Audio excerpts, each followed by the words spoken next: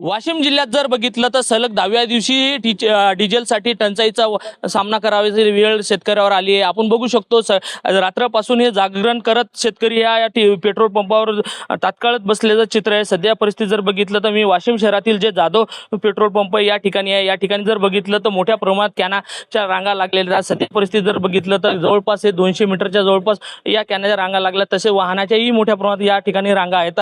विशेष जर बघितलं तर आजचा हे 10वा दिवस असून 10व्या दिवशीही याच्यात नियंत्रण मिळत नाही। जिल्हा प्रशासनाने अनेक नियमावली काढली, आरसी बुक च्या मार्फतच डिझेल मिळणार असेही काढले, मात्र सध्या परिस्थिती इथं जे डिझेल जे टंचाईचा आहे तो भाग तो कायमच असल्याचे चित्र आहे। आपल्यासोबत काही शेतकरी येतात, त्यांच्याकडून जाणून घेऊ। दादा, काय परिस्थिती? हॅलो, परिस्थिती अशी आहे की यांचं म्हणणं आहे की तुम्ही वाहन आणा इथं। पहिला प्रश्न तर असा आहे की तेल वाचवा। तेल कसं वाचवा? वाहन 30-30 किलोमीटर आणा, इथं दिवस दिवस रांगेत उभं करा। शेतातले कामं करायचे कसे? शेतातले कामं आटवायचे कसे? जवळजवळ हजार रुपयाचं पेट्रोल डिझेल यायला लागते, तर मग शेताचे कामं कसे करायचे? शेताचे कामं डोक्यावर आले। शेताचे कामं डोक्यावरून इथं येऊन रांगात दिवस 24 घंटे उभं राहावं लागते। इथं आले की आरशी आणा। एक तर भाववाढीचा भाव काऊन? तुम्ही भाव वाढवा ना, डबल नाही ट्रिबल वाढवा। आम्हाला खाणार ना आता कोणाला खाणारा? आम्हाला खाणार ना आता कोण? तुमचं आक्रमण पाहून बघितलं।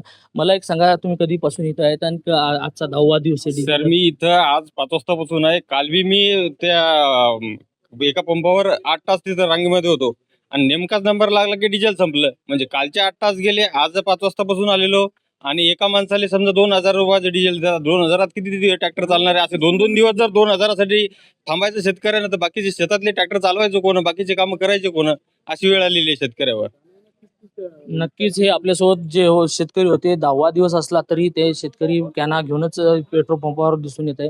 यांना अनेक अडचणींचा सामना करावा लागत आहे, कारण की अनेक पेट्रोल पंपावर भटकंती करावं लागत आहे। त्याच्यामुळे शेतकरी हा पूर्णतः निराश झालेला दिसून येते। त्यामुळे जिल्हा प्रशासनाने याच्याकडे गांभीर्याने लक्ष देत यांच्यासाठी एक नियोजित उपाययोजना करणं गरजेचं आहे। कॅमेरामन सचिन राणेसह विठ्ठल देशमुख, TV9 मराठी, वाशिम।